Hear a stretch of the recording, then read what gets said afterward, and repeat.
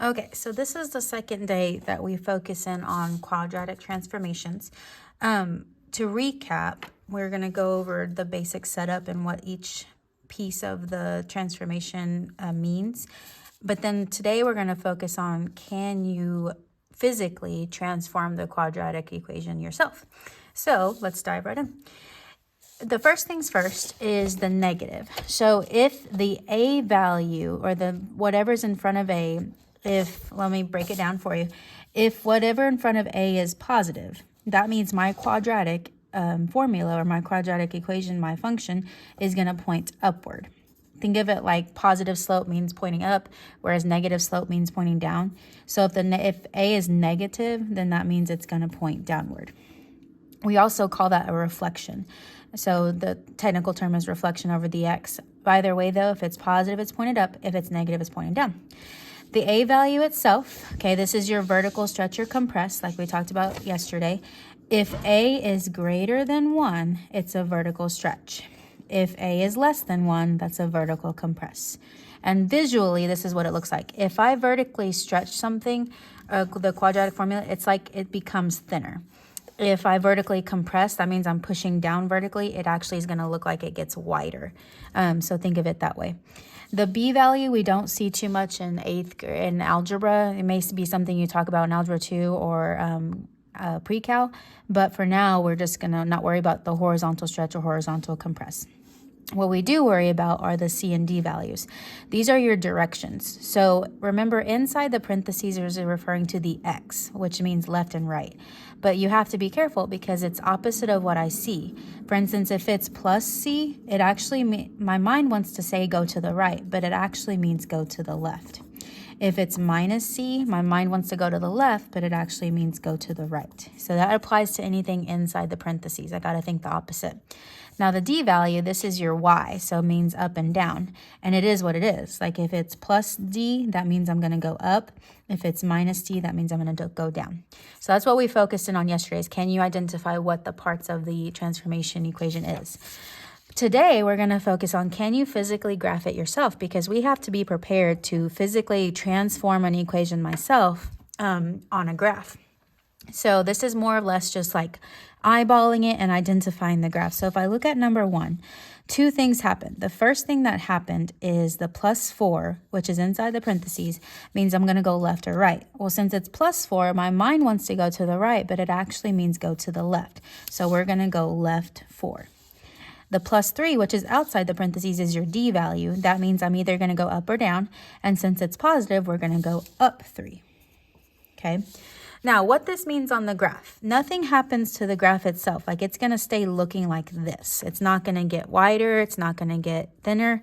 What's going to happen is it's going to move.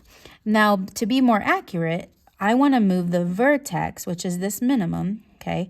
We're going to move it left 4, up 3. So just counting, I'm going to go 1, 2, 3, 4, up 3, 1, 2, 3.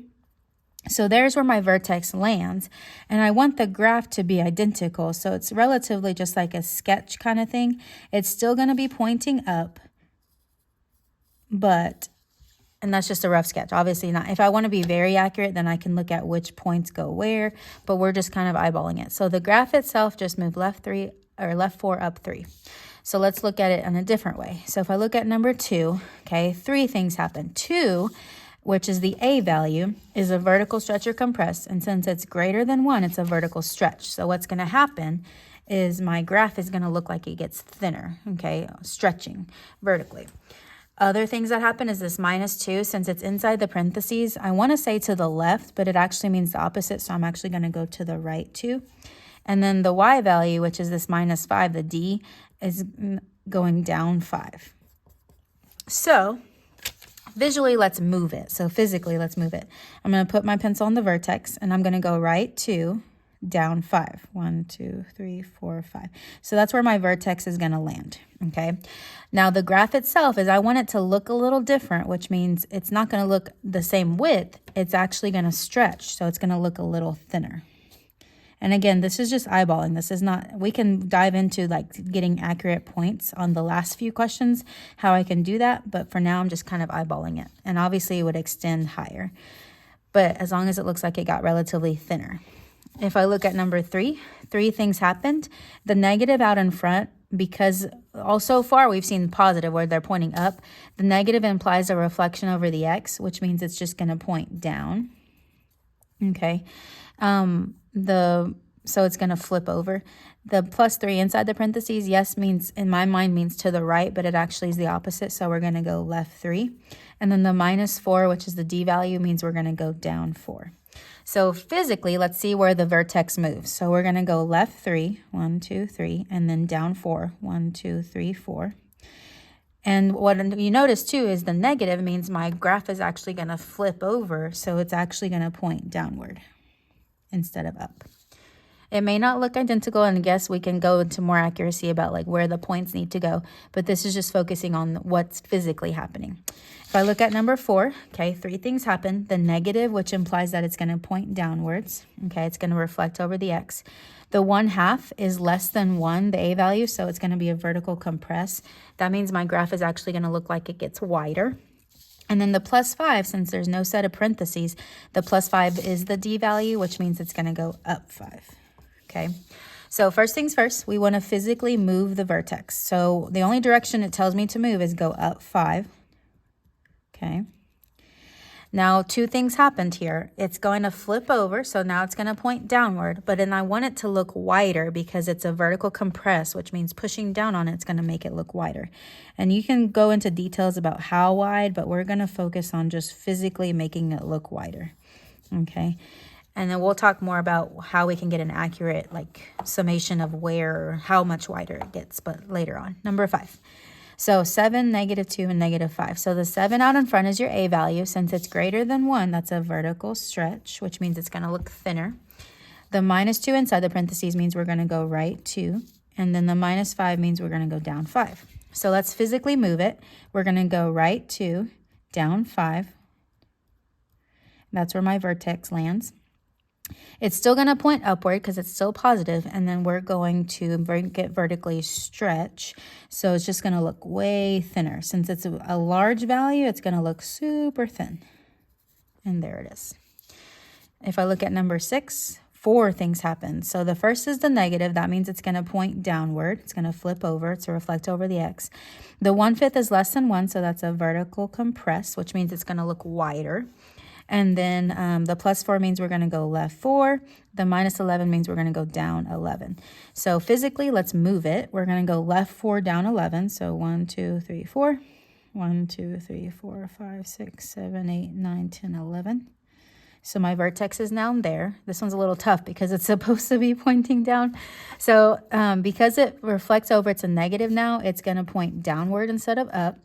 And the vertical compress means it's actually going to get wider instead of narrower. So I'm just going to kind of do it off the graph, but it relatively looks like it's just going to get wider like that. 3 more. So number 7, 2, -1, and 4. 2 is greater than 1, so that's a vertical stretch, just a tad, which means it's going to get thinner. And then the -1 means we're going to go right 1. A +4 means we're going to go up 4. So physically, if we go right 1, up 4, okay, that's my vertex now. It's still going to point upward because it's still positive, but then we're going to do a vertical stretch, which means it's just going to get a little bit thinner, like that. Number 8, so 4, 5, and -2. 4 is a vertical stretch because it's greater than 1, so again, it's going to look thinner. The +5, I'm going to move to the left 5 because it's opposite, and then -2 means I'm going to go down 2. And so if I go left 5, down 2, and then down 2, there's where my vertex lands. Then we're going to vertically stretch it. Still going to point upward because it's positive, but to vertically stretch it, just make it look thinner. Obviously, it wouldn't point towards each other. That's just me being me. So it doesn't necessarily look thinner, but you get the idea. Number 9, so this one has 2 things. The negative implies the reflection, so it's going to actually point downward. And then +5 means since it's outside the parentheses, we're going to go up 5. So physically, let's move the vertex up 5. And then we want it, nothing's going to happen to the width. It's going to stay the same like width for the parabola, but we are going to point it upside down instead. So your assignment doesn't have you physically like graph it yourself. It makes you like just walk through the steps and then identify which graph does those things. So pretty simple, but you got to keep it pretty straightforward. So if A is greater than 1, it's a vertical stretch, which means it gets thinner. A is less than 1, that's a vertical compress, which means it gets wider. And then plus C actually means to the left, minus C means to the right, plus D means up, and minus D means down.